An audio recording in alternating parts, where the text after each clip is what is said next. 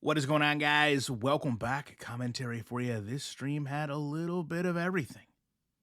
Her hotel room has a water leak because she's probably using the air conditioner or the mini split too much. She gets irritated because they have to come in and clean it. She doesn't want to leave the room. She goes down and re ups live. She then goes to the 7-Eleven. And of course, the cow tipper is in the chat literally arguing with the Beezers, trying to get Chantal's channel taken away. And I'd be remiss if I didn't mention thank you all so much for the support earlier today. I lost my monetization for about 9 hours. We've got things settled now. But Chantal starts off having ordered breakfast. She's no longer going to have any schedule. She's just going to go live when she goes live. And she also says she's got no clue when Salah's going to be there. She says the office called and told her that she has a water leak and she may have to change rooms. And she says she loves living this hotel life, despite the title, which was a little indifferent. She said she didn't go to 7-Eleven. She's been smoking and it's taken away her motivation. She said she just watched movies and is bored with life. She says she wants to watch movies today and really doesn't plan to leave the room. She complains about the heat and says that she underestimated how hot it was, asking people to recall when Salah would go out alone and venture in Thailand because she didn't want to be in the heat. Her breakfast was corned beef and eggs, despite hating eggs. She also gets what she says is a bagel with cream cheese, but I think was likely 2 or 3 bagels based on how many of them. She said she doesn't have a setup for mukbangs and that she was just going to use her suitcase. She also has a huge bag of sweaty clothes, which she says they're going to be doing. She says that going out in Kuwait is her choice, and if she doesn't want to do so, that's fine. She smells the dirty clothes and says they don't even have a smell. And she gets irritated waiting longer than 20 minutes for the breakfast. She says that, many people go to hotels and they do nothing. Julia is fine, but she's waking up Salah all hours of the night. That's why he slept through just about 3.5 hours of this live stream. And she says that Julia is wild all the time, waking him up to play, screaming in his face. Very similar, if you recall, to the actions before she went into heat. And Salah now, as I said, is going to be there next week, 1 minute. She doesn't know the next. When he comes into the chat, he mentions nothing about when he's going to be there. But she does get up to get the food. She shows the water leak. The elevators are full of people that are coming up to clean. Chantal is very paranoid. She rapidly gets the breakfast and then runs back to the elevator. She complains about how expensive the laundry is and how she has to wait because they're moving things from one floor to the next because of the water leak. The chat tells her, listen, you shouldn't take the elevator if you're that concerned about the water. You're worried about getting stuck. She refuses to take the stairs. She returns to the room and they're cleaning it. They literally went into her room while she wasn't there. She kind of asks if she can sit down and eat while they clean. And then she takes everything out of the containers, cramps herself into the corner, but doesn't start to eat. And she said this is going to be her last day to do this quote, seal and snack, that tomorrow she's going to go to the gym and she's really going to try, but she has all these issues with her anxiety. And oddly, she's not eating with the cleaners in the room because she said that she has to wait to make coffee and she's not going to do that till they leave. So she literally just sits and talks without really saying anything to them, but kind of mumbling, talking about her plans on tipping them, how she's tired of the 7-Eleven, how smoking made her anxiety worse. She kind of goes back and forth between wanting to do things tomorrow, waiting till when Salah comes.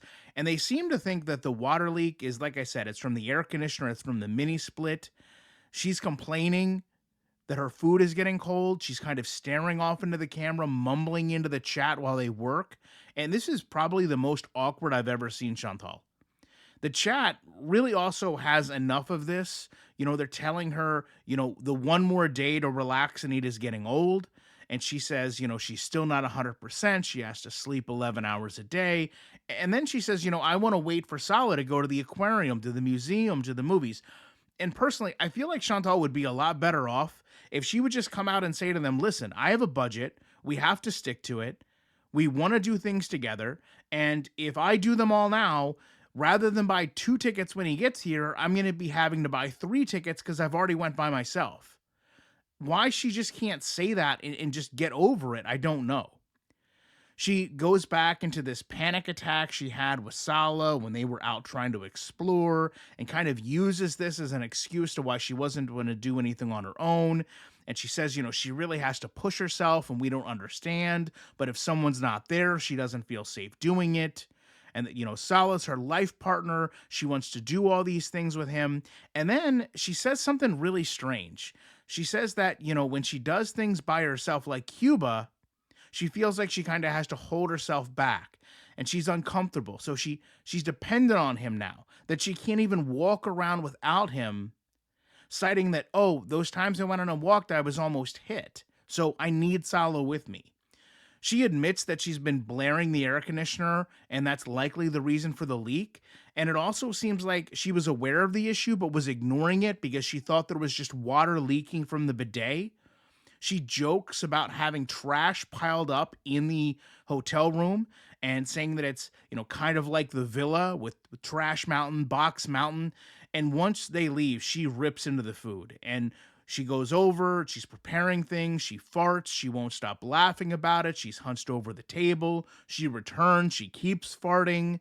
She gets the food all over her while she's eating. At one point, she drags cream cheese into her eye. She struggles to wipe it off.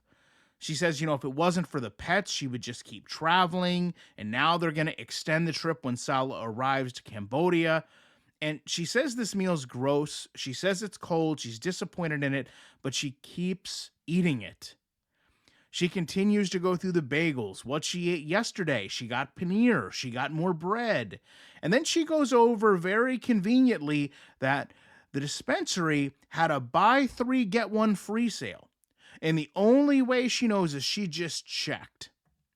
And she says, after eating the meal, it was still better than 7-Eleven. And the 7-Eleven now freaks her out. It's too busy when she goes there. And she literally debates whether she should keep a little cup of cream cheese because she doesn't want it to go to waste. She complains about the cost of food in the grocery stores because people are telling her, if you're going to eat like this, it would be so much more economical to just rent the microwave and buy the food. She can only tell them that she really wants those hot dogs from 7-Eleven. She realizes it's Labor Day. She goes back to when she worked at the hospital. She had days off. So again, 20-year-old stories. And then she turns this into how she could get a job now, as long as they didn't research her on the internet, that she's got tons of experience, scheduling, call taking. She would do just fine. She makes another coffee, and the chat is just pressing her to go do something. One of the Beezers during this stream says that they've ordered her donuts and they're going to arrive. She doesn't get them either time, but she uses charging her phone as this excuse to lay down. And then she starts to talk about her ex. She says them talking about her is just giving them views. He only gets 20 people per chat. And she says, he's likely blocked on the channel, which I thought is strange. Wouldn't she know that he is? Wouldn't, of all people, he be blocked? She then claims they slept together for, quote, 2 years, so, he shouldn't mock her size. And she says that, it's just all done to upset her and that he is obsessed with her. She starts taking this very interesting direction about if Sala left her and if Sala was using her to just get to Canada, that if they got there and he left her, she would just go to Cuba and survive, that it's no problem. And that's almost verbatim what she did with him. She then, honestly, I feel like makes up a dream. She said she has this dream, and there's two of them. But in one, they were in this new apartment, her and Sala. They were in Canada, and there was a knock on the door, and it was her ex. And then she has this very convenient slip where she says, oh, her and her ex got in a fight and she was screaming, no, no, no. And then she has to backpedal because she was kind of, leaving it open to her interpretation, but it was almost like she was concerned about Sala, not being man enough in the situation. And then she kind of pulls back and says, well, no, no, no, Sala can handle his business. But it really didn't come across that way. And she was just at the end saying, well, I was just concerned, Sala would be hurt. But it really, if you go back and listen to that part, it really kind of degraded Sala. She then, tells her ex to stop speaking to Sala in Arabic because Sala doesn't understand it. Does this mean that they're both watching them now? She goes back to the villa and talks about, how she left, the apartment in pristine condition, and they had all these new things for the new renters. And she messes with the air conditioner. She's upset that they lowered it when they fixed it. And I don't know if it's an air conditioner or a mini split. I personally believe it vents into the bathroom, the condensation line, and she's probably either ran it till it's clogged itself up or it's overflowing its tray, but clearly it's leaking. And clearly her phone is also not charging. She kind of goes back to Julia crying, the zoomies, the chat tells her it sounds like Julia's in heat again. She says, this had happened one time when she was trying to sneak in a snack. She woke up in the middle of the night. She went to make noodles. She didn't want to wake Sala up, and Julia kind of ruined this whole plan. She goes over a story about deep sea fishing, saying that, she can take her insulin and go to the gym if she wants, and fishing grosses her out, and she just likes eating fish. And that's the progression of the story. It's literally all over the place. She struggles to get up. She is continually singing these songs from Longlegs. And I meant to mention this before, but Chantal seems to have this total disconnect between when something is funny and when it's absolutely annoying. And she will take something, like that song, right? That the first couple times she did it, it was funny, but then she overuses it to the point that it's just annoying. After 2 hours, she has really only left the room to get food and go to the bathroom. She sits there and says, listen, I've got bubble guts. I might have to be going to the bathroom a few times, but she's really kind of building an excuse to stay in. She goes outside to show the rain. She says there's a vendor outside that's kind of screaming. She quickly goes back in and says that, she could just live in this hotel room. She brought these non-Vandalay fragrance products to spray the room down, saying that, the room doesn't smell, nor does she, and she just forgot to bring anything from Sala's company. She then goes back into her ex, saying that, it's time for him to move on. She goes about, the Arby's sampler trio that they had, and then she makes up another story about a man that supposedly knocked on her door the night before, and how she spoke to him in English and told him to hold on. She had to get her hijab on. And by the way, this story is interrupted by her literally counting dollars in her super chat, saying that she's being tipped as an entertainer. She says the man had gray bird hair and was tall with dad jeans. And she opened the door, which the chat told her, listen, you should not be opening your door to strangers in the middle of the night. But she responds she's too large to be kidnapped, and if anyone tried anything, she would just kick them. That's verbatim. She then kind of loses track of the story halfway through so she can miss the room some more, and she lets it fall on her and then projects that this is her shower. She laughs at the dent that her head puts in the headboard laying there, and then she continues that she answered the door. He was startled that she answered. He spoke broken English. He was talking about his son. And then they kind of had this discussion about who knocked on my door, and then he left. She stops again to count the super chats, $64.10. She mocks her ex teeth and then claims that he's obsessed. She then wants to go buy cigarettes. And the Beezers are still trying to find out how to order donuts to the hotel. She continues to talk about her ex, saying she can't imagine raging about someone, making dinner, during dinner, after dinner, that she would lose her mind. And she says all of it is about profit. That, it's not going to work out between them, and he just can't see that. And at times, it honestly feels like he is directly speaking through the video to him, almost like when they used to do those dueling live streams and they were almost talking to each other. And then she laughs, at his bum status.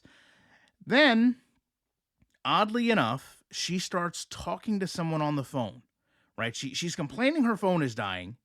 She's, during the chat, kind of trying to finesse the charger. Sala is not in the chat at this time. She is kind of putting us on hold. We're getting the same screen played over and over and over. She's clearly texting someone, and then she's just screaming juice while looking at the earrings. The chat kind of tells her they know what's going on. and they tell her if she smokes, the stream's going to get demonetized. She just keeps singing and acting odd. She goes to brush her teeth. She mutes the microphone. She's putting the chat on hold. They're getting annoyed. I mean, imagine being there and being told, hold on. They want her to go somewhere. She keeps zoning out. She slowly starts to walk around, and then all of a sudden, she puts us back on hold. The chat thinks she's placing an order, and suddenly we see her in the hallway. She says that she's going to go to the 7-Eleven. It's just really hot. And she kind of convinces herself that the elevator is broken, but it's not. So she goes outside, and she says that she has to take a break. She's by the koi fish. She spends maybe 12 minutes standing by this pond, claiming that she's catching her breath, asking the chat for a list of things to buy at 7-Eleven. It is so brutally obvious that she's waiting. She says things like, I can't leave. There's too many people here. There's less than 10 people. She puts her hand in the koi pond. Remember this, okay? She puts her hand in the koi pond to try to draw the fish in, and then she says, oh, shouldn't do that. And then another, oh, and mutes the phone, and then walks up to someone. And then after meeting them, conveniently sets her phone down. So we're staring at like the cushion. Then she walks to 7-Eleven. She buys all this junk. She throws her phone in the bottom of the basket while she shops. Like 300 people leave the stream. When she returns, she is gasping for air. She did not wash her hands. And she, again, in the koi fish pond, then digs right into the junk. Touches everything, uses her mouth to open things. That is when the cow tipper enters the chat, and he is immediately trying to instigate things between Chantal and her ex. She drops a bottle of water. We can see she can barely pick it up. She kind of has to use the wall for leverage. He starts bringing up reaction channels. Of course, he starts with me, mentioning my views, my income. I mean, listen, if you really want to talk about it, we can talk about it. 10 plus years, I'm used to embarrassing you. Do you really want to talk about views? Then Sala wakes up. Now, Sala wakes up and she is eating everything from 7-Eleven. She is ignoring all the comments about who did you meet before you went to the 7-Eleven. She's instead talking to Sala about the water leak. She's proudly telling Sala, I've been online, Sala, almost 4 hours. She then basically admits all her plan was to do was seal. She brings the snacks back to the bed with her dirty clothes. The cow tipper brings up Shannon. And the chat at this point is asking her, hey, can you check your blood sugar after eating all this junk? She turns the camera around so she can lick the icing out of the candy pack. And then complains how hot it is. She can't go outside. She checks the room to see if there's any more water leaks. Sala is apparently in the midst of making Howie's room into a gym. She then goes over, how Vandalay Fragrance Corporation can only be sold in Kuwait, but she's going to bring some back to Canada and ship it to all the Beezers. They have heard this so many times. This again turns into Sala's going to be here soon. Sala says nothing in the chat about him being there, which I find very interesting. You would think he would say, oh, I've got my ticket booked. I'm going to be there next week, 2 weeks. Says nothing. The chat tells her, why would Sala create a gym in the apartment when you have a gym in the building that you never use? Then Sala asks, have you went to the gym today? She says no, she had a bad mental day. And then she asks, how am I going to learn to love the gym, guys? After eating, you can tell she is exhausted. You can literally see her body struggling to regulate all this sugar. And the cow tipper is just full throttle. He's bringing up reaction channels. The Beezers are literally telling him to stop. When the Beezers don't want you there, it's a whole new level. Then, after being told, listen, stop, she already has one strike on her channel, he brings up Kalari, knowing that Kalari is the one person thus far that has consistently gotten her channel struck. Now, This is where I'm going to interject just a little bit. Kalari, prove him wrong. He says that he's going to pay you $100. I think he means $100, $100, unless he has a whole bunch of deer, right? He's going to pay you $100 to bite an apple. Just, Kalari, quick video of you. Just humor me. Eat the whole apple, okay? And let's see if he owns up to it and drops a $100 super chat. When this doesn't work, he again offers her $200 to ride her bike without it squeaking. Now, Chantal says, listen, I don't really even appreciate that because when I get on gym equipment, it creaks, it makes noises. That's when she decides she has to take this intermission. But again, she's not going to stop the live. Chantal, you're going to burn your phone up doing this. It's not charging. You are trying to charge it while you're streaming. I can only imagine how hot it's getting. She sets the phone on the bed, says she needs a 10-minute break, and people are just leaving, including me. So there you go. 4 hours, less than 22 minutes. Top comments from the last video. Appreciate each and every one of you so much today. All the support, all the comments means the world to me. I'll be back as soon as I can with more commentary.